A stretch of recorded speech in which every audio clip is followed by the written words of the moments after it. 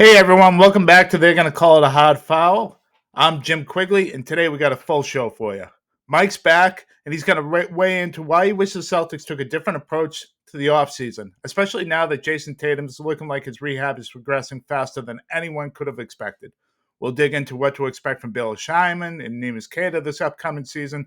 We'll take a trip around the Eastern Conference and try to figure out if there are actual real contenders out there or if they're all pretenders. And for those of you watching on YouTube, we ended the show with some long overdue love and appreciation for Celtics great Ricky Davis. You're listening to They're going to call it a hard foul. They're going to call it a hard foul.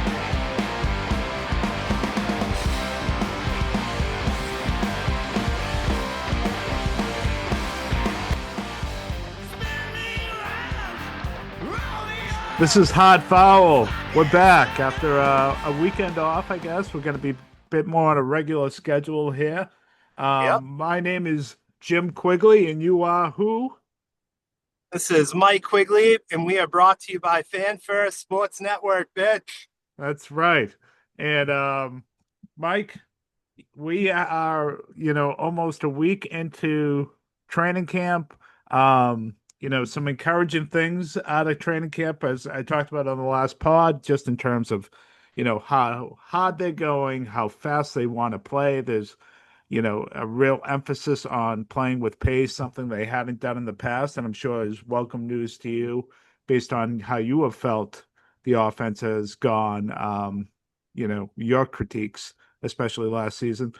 And, you have some Jayson Tatum thoughts and team building thoughts as it relates to Tatum that we're going to get to. And why don't we start right there, Mike? We can get back to training camp, and we're going to preview a little bit of the East on this episode as well. But let's start with Tatum. I talked about on the last pod that I did solo that, these things that we're seeing and his video that he put up on YouTube of him getting back on the court, his kind of national media tour where he went around talking about his injury recovery, and then a particular quote where he says he plans on coming back at home. That all rings true to me that he's coming back this season. That we should expect to see Jayson Tatum, at some point, and I'm telling people to buy tickets in February. And you have some just overall thoughts on, that based on where he is in his recovery now. Yeah, I think we've said this on previous pods that Tatum's just built different, and I'm not surprised with this recovery because of just the way he is, and that I have a feeling he's going to come back and play at a high level too, and really surprise a lot of people.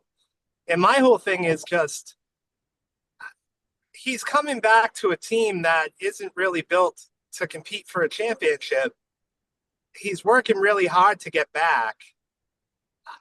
I mean, these decisions that they made with Holiday and Porzingis and Al Horford have not been in Luke Cornett, basketball decisions. They're all financial decisions. Now, this could come back as a regret by ownership if Tatum comes back the way I think he's going to like we could have competed for a championship here. We decided not to. We hit behind the fact that Tatum was hurt and said, that was a big part of our reason why, but these are purely financial decisions. And it's really unfortunate because I think if you have Porzingis, Holiday, Horford, and Cornette on the court right now, Tatum's coming back to a team that's competing for the, 1, 2, or 3 seed, and is looking to put them over the top and just compete for a championship again. And to me, that's unfortunate. And I wonder about, how Tatum might feel about that when he comes back, when he plays at a high level. It's just something, I'm going to be wondering about and keeping an eye on. And I think we have a right to complain about ownership if that's the case.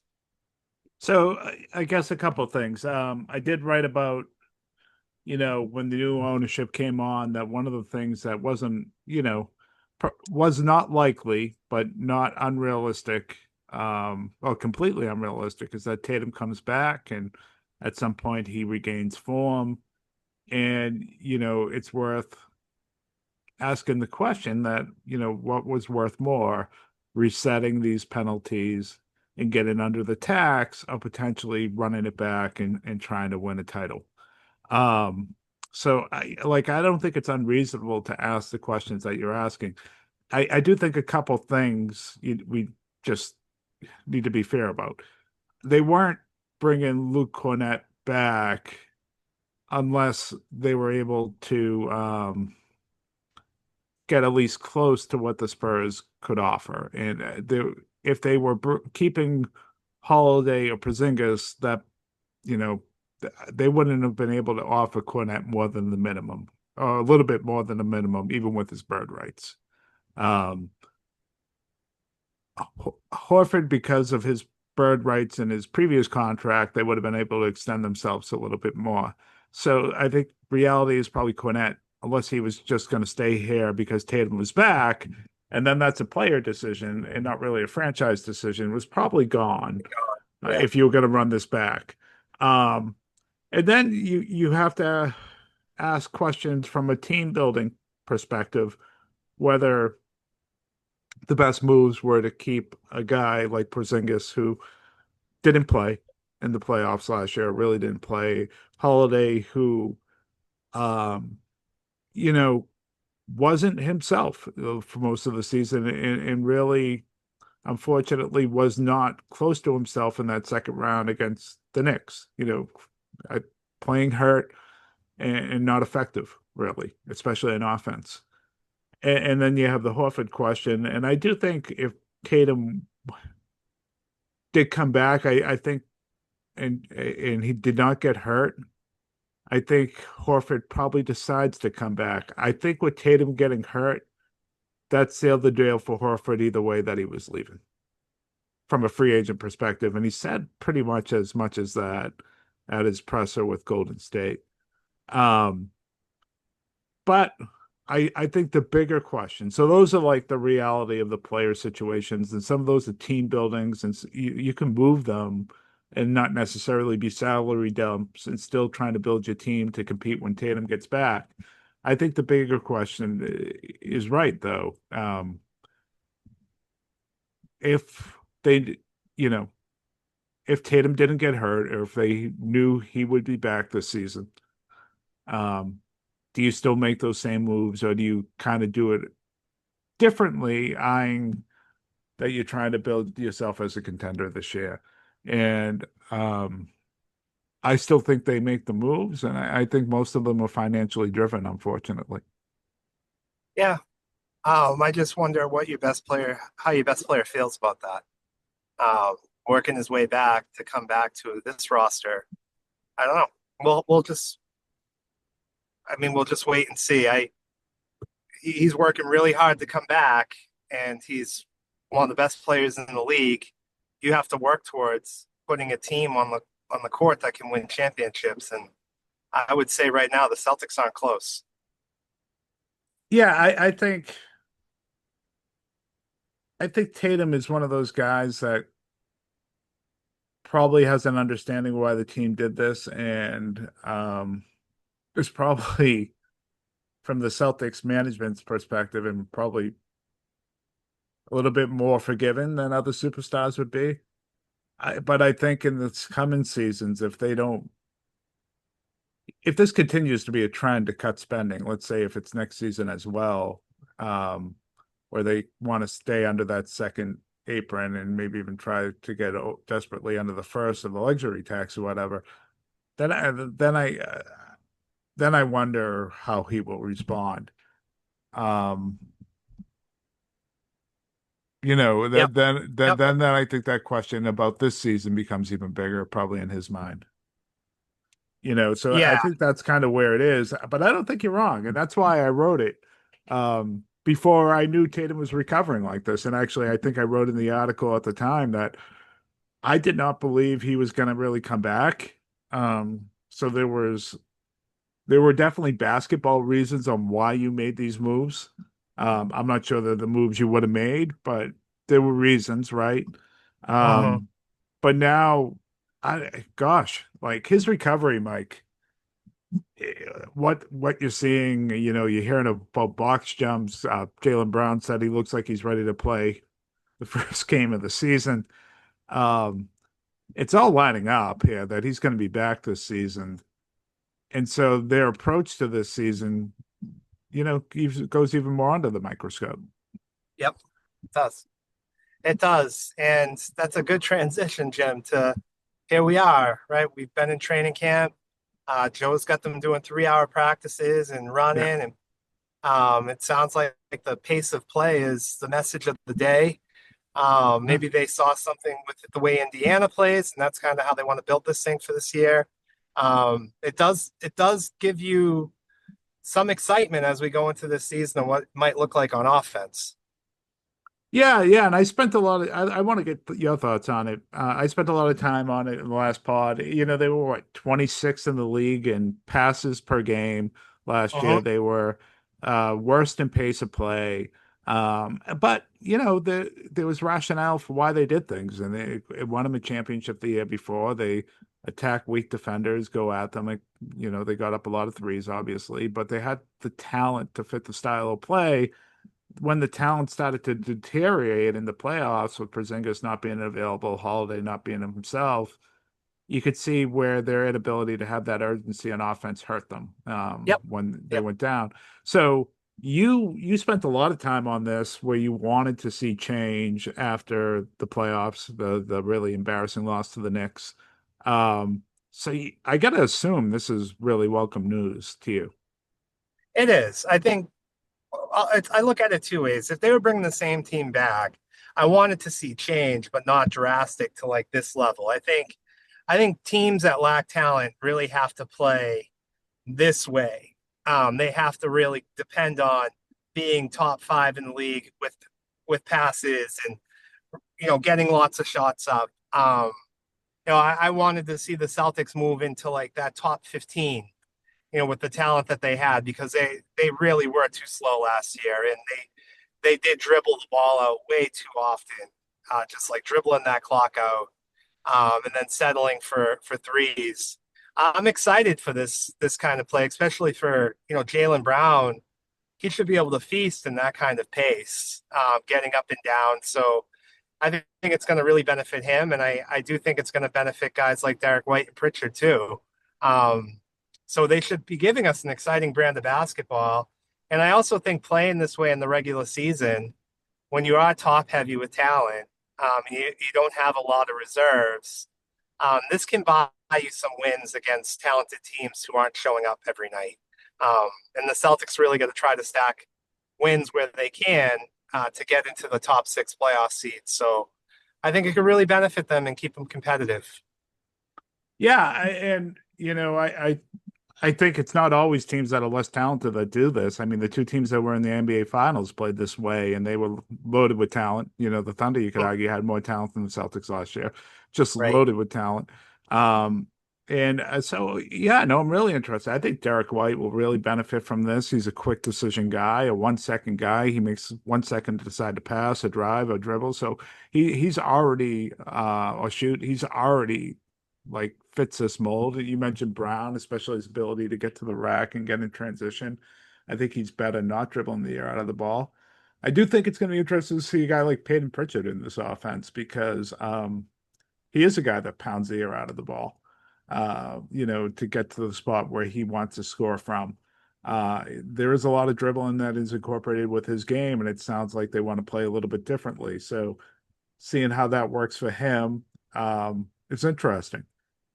I also, Mike, the other thing that like stuck out to me this weekend was a quote from Peyton Pritchard and a couple other guys just about how the physicality they want to bring to defense. And they mentioned kind of what Oklahoma City was able to get away with their physicality, and that you play that style, you play that physical, you're able, the refs Mhm. can't call everything. Now they're also very skilled. So Yep. it adds to the ability to get away with it. I think if you're not skilled and you're playing physical, you're going to still get called for a ton of fouls. And I have real questions about the defensive skill on this roster. But Oh yeah. I just think it kind of it's leaning into this idea of playing hard and playing fast and kind of playing relentless and a little bit reckless. And I think Joe, you hear this, it means Joe's going to play a lot of guys. Um, and Yeah, and it's they can want to play physical, but they lack size at every position. They are small. You think about point guard and shooting guard, Derek White and Peyton Pritchard. They Mhm. can't get up on somebody like a Lou Dort does. Like they are not that kind of defender. They don't have a power forward. Their centers are frail, so they can want to be physical. I just don't know if they're good enough to be physical. I think they're going to struggle with the physicality of the NBA. I think that's what's going to be a problem for the Celtics is that teams are going to be able to bully the Celtics. As much as they want to get out there and punch first, they Yeah. lack a lot of size, Jim. They really do at every position. I Yeah, mean, the with one yeah, the one way you can negate that, I guess, is if you're playing a lot of guys in short minutes. You just telling them go all out. Don't worry about being bullied. Get everything you can. And I do think that leads to just getting back to what you talked about. If you're bringing it like that on most nights in the NBA, you're going to be able to pick up, you know, three, four, five, maybe extra wins during the year to your record that you probably shouldn't have, and that's the difference between being a six seed or being in the play-in. So I guess I like what I'm hearing, and I know a lot of teams talk like this in preseason. And it's the first time we're going to see Missoula with a not a top five talented roster. He's probably had a top three talented roster ever since he's been here. But I do think the one thing it seems to me anyways, and maybe I'm wrong, I feel like players really buy into him. And yep. it feels like when he's committed to a certain style, he is 100% in on it. And so this idea when they keep talking about playing fast, and I think Brown's exact quote, it doesn't feel like I'm playing for a basketball team, it feels like I'm running on a track team. Um, I do think there is going to be considerable buy-in.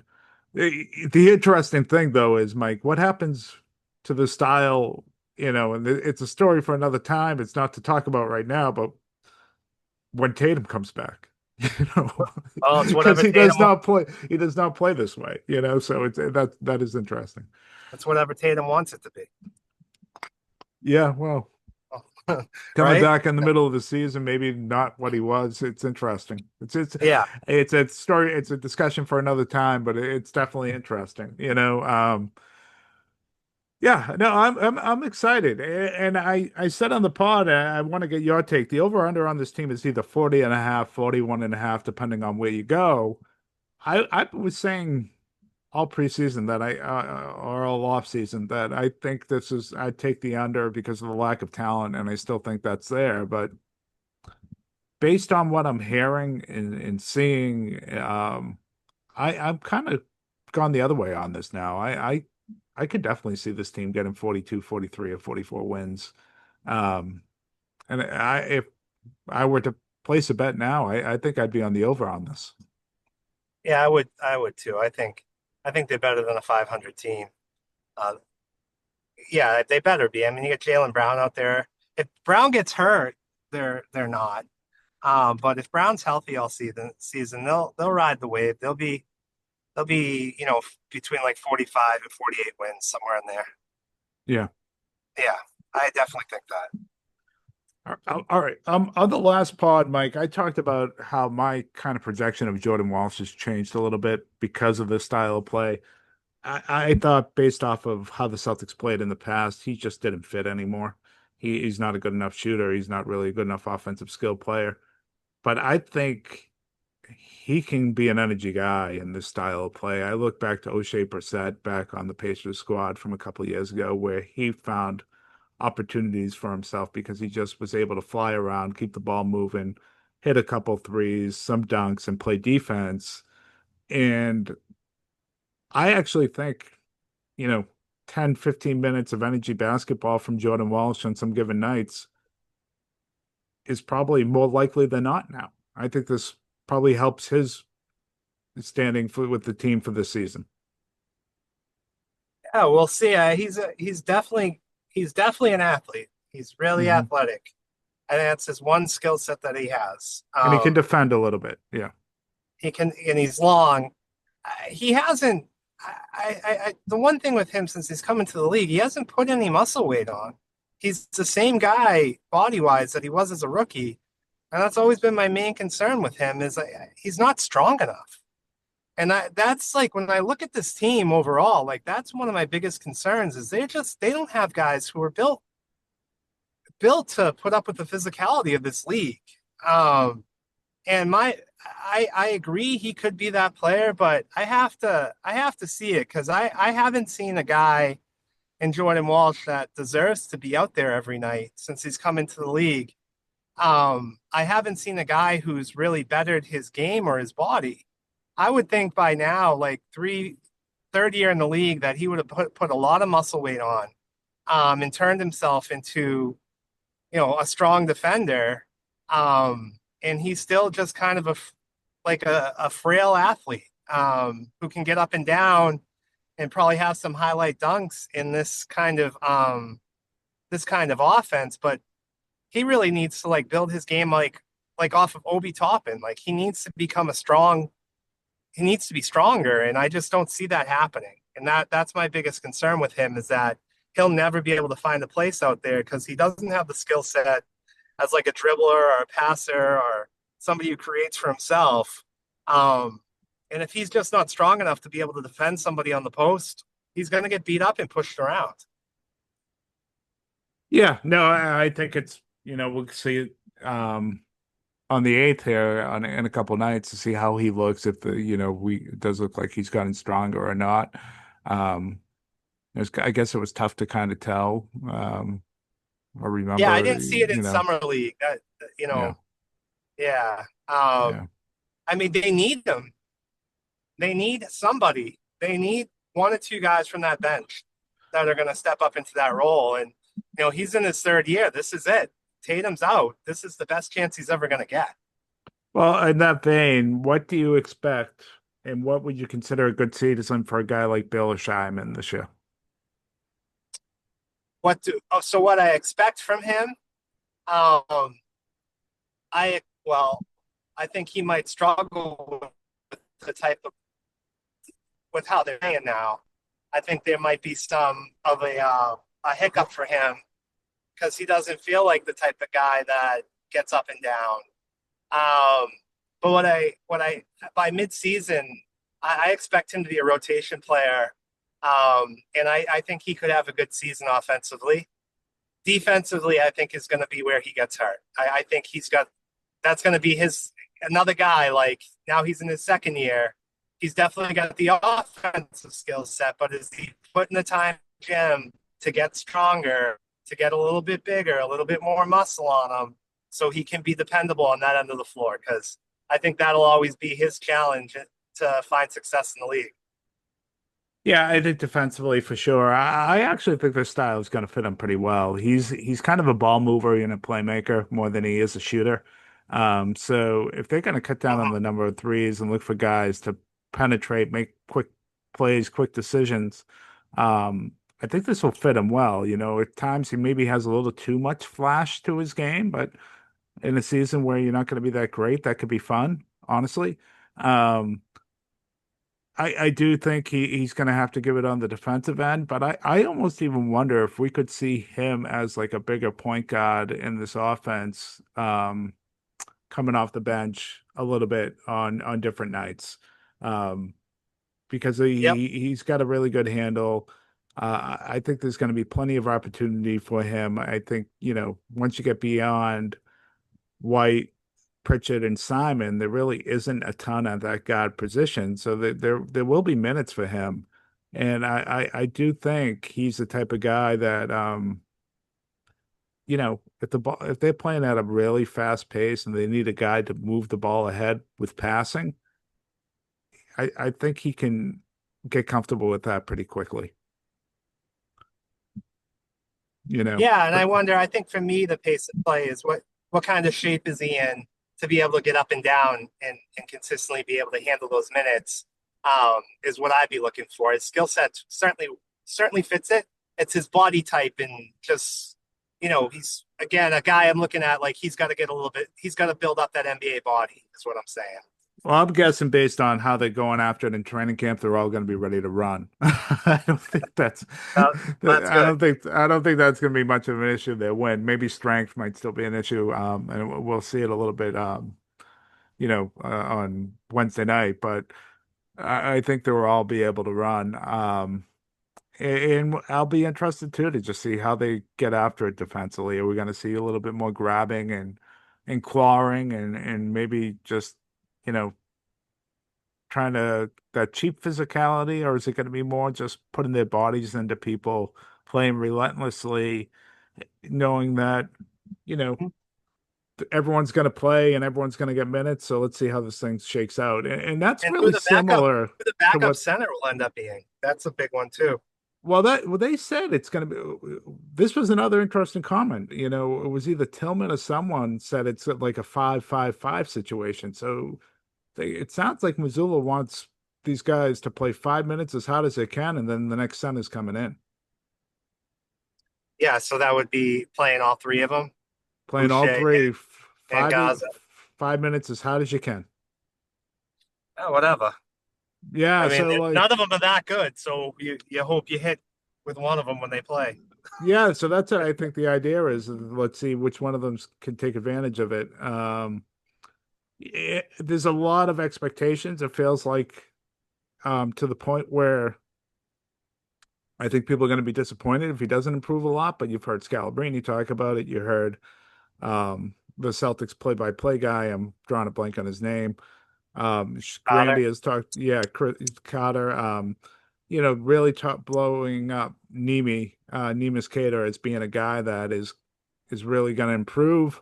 Um, so I think all eyes will be on him early in the season. Let's see how much of a contributor he really is.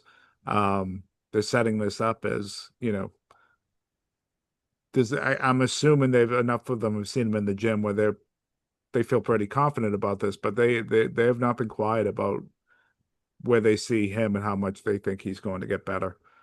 Um, Yeah, yeah, they haven't, and I wouldn't go 5-5-5 if that's the case. I would play him. You know, I'd play him a lot because he's the future, right? yeah, no, for sure. It is very similar. I'll just say this, like the philosophy reminds me of Rick Carlisle doing what he did with the Pacers a couple seasons ago when Yeah, they started to really buy in and you didn't know who they were yet. And he played a lot of guys short minutes, and they all just played balls out the whole time they were in there. And they played with tremendous pace, and eventually the offense just really got going.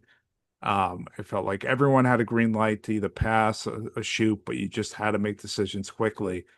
Um, if they play like this, I don't know how it's going to end.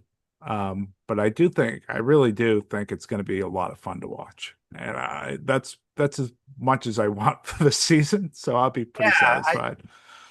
yeah, it makes them competitive, right? Yeah. So, and they're in a tough conference, and there's a Are lot they? of good teams. I think they are. I know that people are down on the East. Yeah. Um, I still think Cleveland's very good. I know Cleveland got bounced last year. I think there's a lot of talent in Cleveland, and this is their time, right? Like if you're a player on that team, this is the year for Cleveland to go to the NBA Finals. It's now or never. I would assume that's their philosophy. Um, the Knicks are really good. I think Orlando's taken a step forward, and so I think those are your top three teams in the East. So those teams, all three of them that I just named, they don't like that kind of play that Indiana brought to the table. They struggle against that. Even with all the talent they had, even the Celtics struggled against that. The teams that want to slow it down and play efficiently, at their pace. Um, Celtics could surprise one of those teams, especially if Tatum comes back. So I think the message that Joe is sending now could could benefit them long term that they're even competitive in the playoffs. So yeah, I'd say go get it and let's see where we are in a couple months because they might be in a place where they can make a trade at the trade deadline and bring some talent onto this team and try to go after it when Tatum comes back if this style of play works. Yeah, so we could spend more time. We'll do a preview of the season. I think with you know making our predictions and stuff. But are there a couple teams like I look at the East right now? I think you're probably right with the top three. I think out of those three, there's only one team that can actually win the finals or have a shot to win the finals, and that would be Cleveland. I Yep, just I I don't agree. think Orlando is ready against a team like OKC, and I just think the Knicks would get annihilated because of the deficiencies. I The Knicks made some. I got to give the Knicks, although the coaching this offseason was weird, they made some additions to their bench. Quiet additions that I think are going to really help them. But go ahead. Yeah, but I still think they have their two big issues, which is your two worst defensive players, which neither one are even league average good, are your two best offensive players. And I think a team like the Thunder would just tear that apart, especially with the pace of play that they play that as opposed to the Celtics. Um, But yeah, no, I look at the East as probably those top three teams. I think everyone else, there are teams that could potentially like have really good seasons, like Atlanta, and Yep. the Pistons, probably are the four, maybe the fourth best team right now. But I think you can pick out any other team that could potentially be good, and you could just see where it could go really, really wrong at the same time. The other team, that's like a long way of me saying they're all very flawed. Um, and I'll say the team that I'm most interested in watching this year, without doing a deep dive into this, is just Orlando, bringing in Desmond Bain, giving them a little bit extra on that offensive end, shooting that they desperately need. This guy has been a number two scorer on a really good team before. He's a really good defensive player, physical guy, so fits right in. And if they can stay healthy, I think they have a real chance to get out of the East because of the physicality. And if their offense just takes that next step, and if all that happens too, like I also think Banchero becomes a real sneaky dark horse candidate to be like in the MVP discussion when the season ends too, because I don't think people quite yet around the league understand just how fucking good that guy is. And I would make the argument today going into the season, and it might be crazy that I think he might be the best player in the Eastern Conference. Um, but that's my like real high level thought on the East, and we can go into it more on another pod. Is just that Orlando situation really intrigues me, and I think this year's Banchero's coming out party, like where he's going to be the toast of the league. Have they? Did they? I know they brought in Desmond Bain, but did they add any to their center position, or are they just rolling it back with Wendell Carter? They're on the back with Wendell Carter and Mo Wagner and that group there. I know it's not perfect, but It's far I from. mean, Not with the size in the league now. You know, I, you got Denver who's talking about playing two 7-footers together. You have OKC who play two I 7 guess I'm not even together. thinking about out west though, Mike, because I don't think they're Well, ready to even compete out west. out Yeah, east, we have Mosley and Allen, and now I know that the Knicks they're going double big now. yeah, Um, that's the route they're going. They're going to be playing Mitchell Robinson big minutes from everything I've been hearing. So that might be one area where that could be Orlando's kryptonite. sure, sure. Yeah, Yeah, I would tell you those teams in the East though don't necessarily match up with their wings all that well. Maybe the Knicks a little bit, but their wings are huge. So they don't have great size at center, but their wings are bigger than Brown and Tatum. they're enormous.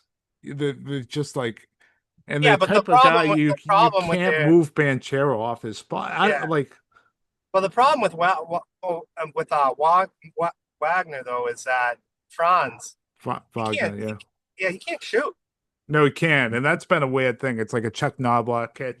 They're fun too. I just think they're very interesting to watch with Desmond Bain because they're already great defensively. I Yep. like so those centers will give them trouble on the when they're playing offense. You know, like those centers will put some stress on Orlando's offense, but I don't think those centers are going to stress their defense. They never did before. Like, and you know, the Carter holds his own. Wagner is fine, and their wings are so friggin' big. Like, they defensively, you could make an argument already the best team in the East. Oh, definitely. So like, I don't Even with know. the guys they got coming in off the bench. They're probably not quite there yet. Maybe they are. Move away, Michael. I just think they're very interesting to watch, and if Banchero can finally stay healthy, I think it's people are going to be surprised just what he's capable of. He's got like Kawhi Leonard strength and skill of Tatum, and just like I he's bigger than both of them. The guy, Yep. he's huge. He's fucking huge. Yeah, and we saw how well he played in the playoffs last year against Boston, and Yeah, even the year prior, that 7-game series against Cleveland, how well he was awesome. he was. Um, yeah, that's why I have them as a top 3 team in the East. I think coming out of the East this year is either going to be Orlando, Cleveland, or New York. Those are the Yeah, teams to me. Um, after that, I think it's kind of wide open. I know everybody's picking Detroit at the 4. I mean, they didn't have a great offseason. no. It's not like they brought in a ton of additions. They lost Beasley. They lost Tim Hardaway Jr. Who was the shooter they brought in to replace him? I know they brought somebody on. I don't know. I think we got to do this again where I can actually do a deeper dive into the East without looking it up in real time. But I'll take a quick peek. Yeah, no, Yeah, and they're just in that group of teams. I think I think that Miami's in that group of teams. I think bringing in Norm Powell to play with Tyler Hero and to play with well, Bam they Adebayo. They certainly have a good center in Miami now, that the rookie from last year. Um, but yeah, I mean, if we're talking about Miami as a top 6 team, that tells you outside the top 3. And then I you don't got think Milwaukee. Miami's top six. I think they're going to be terrible. You Um, have, you have the Milwaukee Bucks. yeah. So Yeah, they brought in Duncan Robinson and Karis LeVert, and Jordan Ivey will be coming back to full strength yeah. for them. That's not a great offseason. No, it's I not a mean, great offseason. Duncan Robinson hasn't been great in a long time. No. Um, and I'm sure they overspent for him. So Yeah, yeah, no, I mean, just there's a shot the Celtics could be a top 4, top 5 team. there's a drop off. I mean, like Atlanta's sailing is they could be in the top three, but at the same time, Good. you could see where things go wrong, including where Trae Young starts bitching about his extension being, coming up on a contract year here, and them not really being willing to give him one. So, like, how does that play out? Is Porzingis a I don't guy know. that stays on the floor? Like, all those things are. I think there's a lot of questions about a lot of teams, even in the top three, like even Cleveland. They got bounced embarrassingly to Indiana last year, just like the Celtics were embarrassed by the Knicks. And is Evan Mobley going to finally be their best player? Because that's how you have a chance to win a championship. That's how you get to the NBA Finals. But the guy, Mhm. on some nights, there seems to be two guys in his body. There's the Evan Mobley that shows up, and then there's Steve Mobley who kind of floats around. And so until he becomes that consistent, like top five guy, which it's in him, it's in his body, they're not that team. And the Knicks, we spent I got a time at dark horse nauseum on team their for you, Jim. flaws. I have a dark horse team for you, and Out of the it's East, Brandon. Yeah, as an Eastern uh, Conference team that could compete in the East. compete They couldn't in compete. Yeah, what does um, compete in the East mean though? that they could be a top 5, 6 seed. Um, I I don't know. I take a look at Toronto. I think Toronto's building towards something. They brought in Brandon Ingram. They're going to have him this year. Mhm. Grady Dick was a good player last year. I'd be interested to see how they're going to look this season. They have a lot of wing players in Toronto. They have some shooting now. It's always been their flaw. I'd say that's a team that might be able to take a step forward this year. With how weak the East is as a team that could get into the playoffs that hasn't been there traditionally. Well, do they have an all-star on their roster? I Scotty think Brandon, Barnes, maybe. yeah, they have Barnes and they have Ingram. I think Ingram's got the talent to be an all-star. Do you And think he's an certainly, all-star though? uh, he's not on the floor enough to be an all-star, but his talent is there. He's a 25 point a game scorer. Yeah. Um, To very me, gifted offensive player. for the Raptors to be like to get up into a team that you actually think about, Scotty Barnes has to become an all NBA player. And another guy that should be capable of getting to that level. Um, he has a build, can shoot it a little bit. But, he's been overall disappointing to me since his rookie year, I where agree. he has not taken the step I thought he would take. When he came into the league, I'm like, holy shit, they really got something. And I just think he's leveled off and not really taken that jump. So, yeah, they could be interesting. Um, but, they have a starting five that I guess you go quickly, Barrett, Bonds, Ingram, and uh, what's his Hurdle, name? This Pirtle. Like hurdle. Yeah. that's not terrible. You know, um, So quickly, it's their starting so point guard. that's what I would assume. Hmm. Yeah. Yeah, that might be an issue.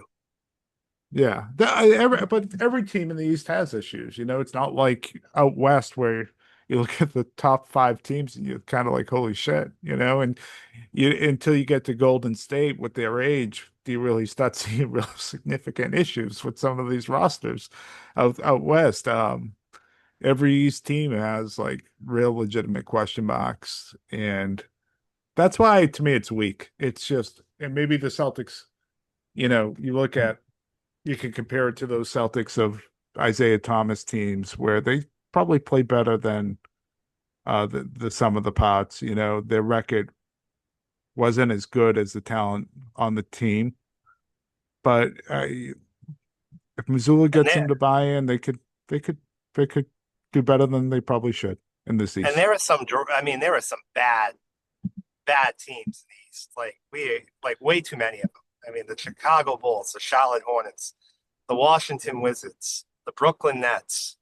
There are just teams that just can't compete. Like even before the season starts, where out west you can only pick like one or two.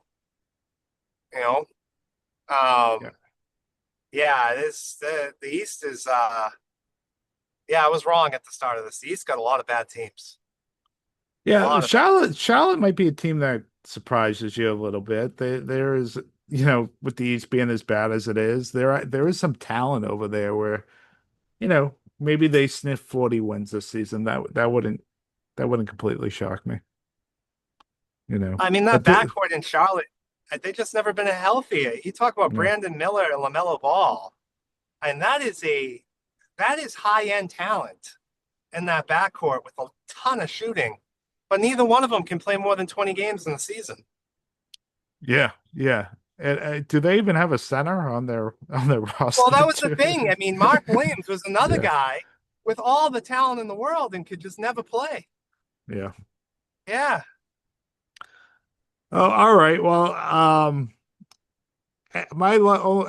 end it with closing thought. If you have one, Mike, feel free to chime in. I don't know if you saw Clippers Media Day.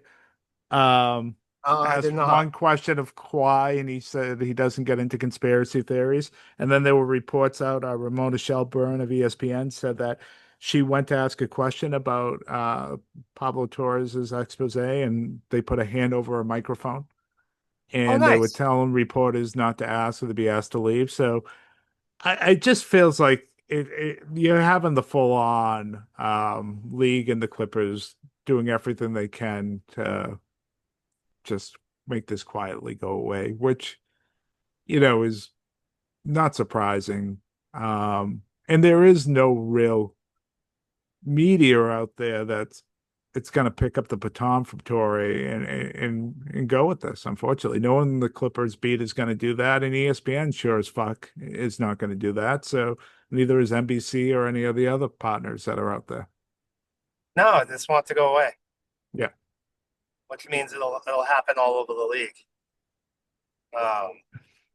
Well, the Celtics have a guy who might compete for six man of the year this year, and Simmons, Jim, or Simons. Yeah, yes. He might be able to put up a lot of numbers, and that reminds me of the 06 Celtics team with Ricky Davis when he took home the sixth man of the year. Remember that team? Remember Ricky Davis? I do. Yes, I do. Yeah, he put up some. He always looked like the guy from Outcast, the singer from Outcast. He did. Yeah, he would put up.